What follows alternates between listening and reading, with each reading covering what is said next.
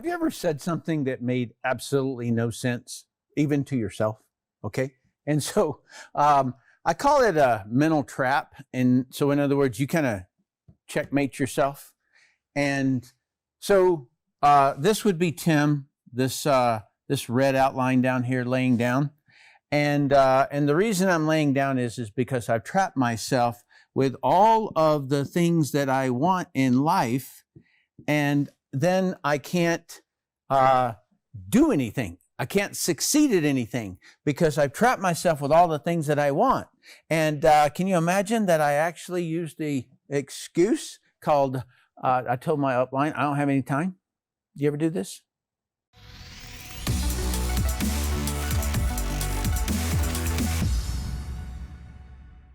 Hi, Tim Sells here. In this series of videos, I'm talking about the new rep training, and it's the bridge to the pipeline.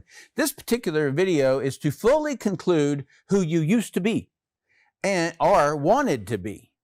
All right. And so sometimes, especially when struggling, somebody can sway back and forth between an old identity, an old thing they used to do, and they step back. And so they lose that straight laser beam intention, and it kind of gets wobbly. All right. And so I just want to share with you what I do. And it's a secret just simply because I don't talk about it a whole lot. I have to kind of dig in and find these things. So this is the pipeline. This is what makes money for any business in the world. This is the bridge. When I find when somebody can't quite do the pipeline, I go back to start out with, well, who do you want to become, right? And so in the last video, I wrote, how to go about writing up your goals and all of those things, okay? So in this one, we're still talking about, this is identity, who the person is being, and sometimes they go back and forth. They're wishy-washy on who they want to be. All right, so in the last video, I talked about what did I want in the past? What do I really want in the future? Reduce this list to one thing, and then your non-negotiables. Sometimes you're stuck still trying to do previous goals. And this is probably the one thing that I did that caused me to hit really huge numbers in a short period of time, part-time while I was still in the military, all right, is because of what I ended up doing, having to do with this. Okay, so in last video I showed this. These are all the things that I was being, okay, and or wanted to be at some time in my life. And here's the challenge with this. To some degree, I'm still trying to be these things. Okay? This one being the garbage man, not so much. Okay? But if I go into some place and I see a very well-made wood object, whether it's a cutting board or anything else, a desk or anything, or if I smell the smell of cut wood or any of those kinds of things, I get this desire. Anytime I walk into a mechanic shop, I get this desire, right? And so the reason I'm telling you this is because these things, like I mentioned in the last video, these things are like barnacles, and they kind of cling to a ship or the propeller of a boat, and you have to go scrub them off. Otherwise, it slows, it impedes the trajectory. Well, I view these things as anchors, okay? Because some of them, if you've done them and you've done them well, they become anchors. And they're really, really hard to drag and achieve the thing that you really, really want, which I wanted freedom. That was what, it was freedom to have any of this stuff that I wanted to do, because some of it I didn't want to let go of. And so, but I knew I needed to postpone it for some time if I really did want to keep doing it, okay? So most people never saw me without a golf club in my hand. I knew many people who never saw me outside of that because I would play twice a day, 18 holes, when I was in retirement and things like that. And so I ended up deciding to come back into the industry, and I had to let go of those things again. All right. So, but what I'm going to talk to you about now is how I went about it. But first, I want to just kind of show you this one point. So notice that there are these little green bullet points. Okay. And there's 33 of them on here. And so when you look at Tim laying down here, there's 33 of these little squares with a little cotton line that just goes over the top of me to one side or the other, all right? And those little things are thoughts. Those are anchors. And if you don't think that an anchor is a strong item, it'll hold a U.S. Navy ship. And there have been times when it held it so much that it couldn't get undone, and they would have to send deep sea divers down to get rid of it. Okay, so now you can imagine these things are huge, bigger than me standing here like this, right? And now how am I going to get that thing, right? And so normally we would, put some sort of an explosive charge under the coral head or whatever that it was stuck to, or we'd have to cut the chain, right? So in other words, these things are quite sticky, all right? And that's what I mean by these, because you get this idea of something that you want or you want to be, and it just clings to you. And so I have found that to be disruptive, all right? Okay, so all of these things is kind of what all right, so I joined network marketing, and I was, let me just call it a little bit unstable.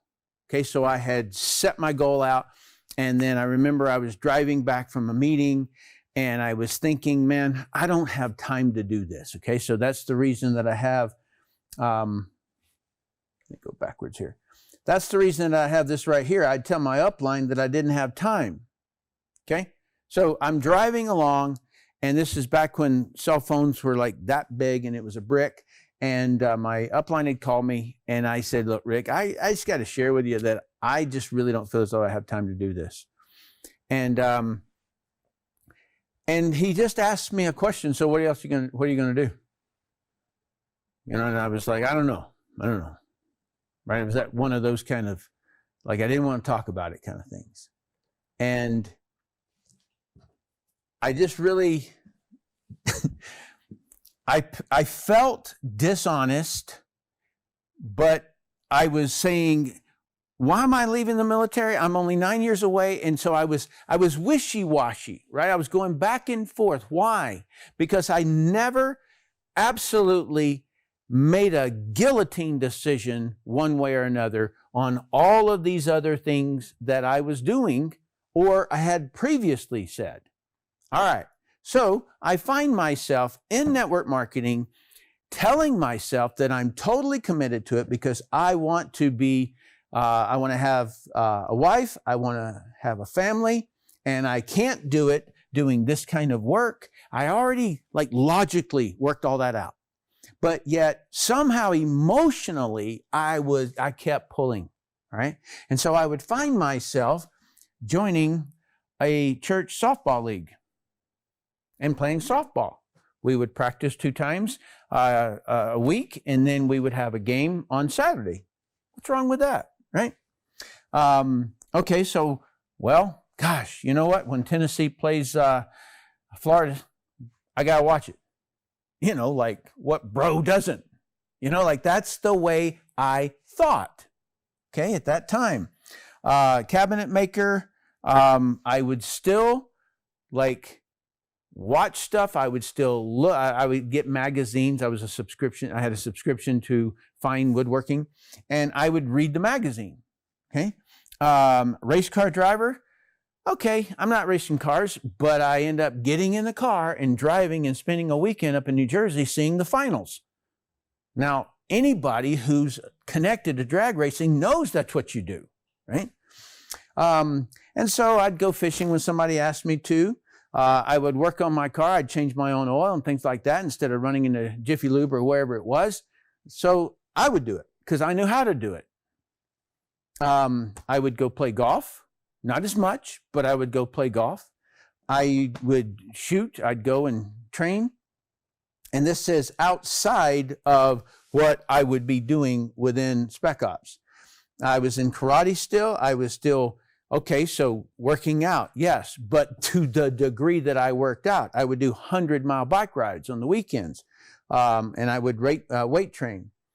Okay, so now you get the idea that I was stuck to all of these things that previously I wanted to. Why am I going to watch a football game when I'm trying to get what I really, really want in life?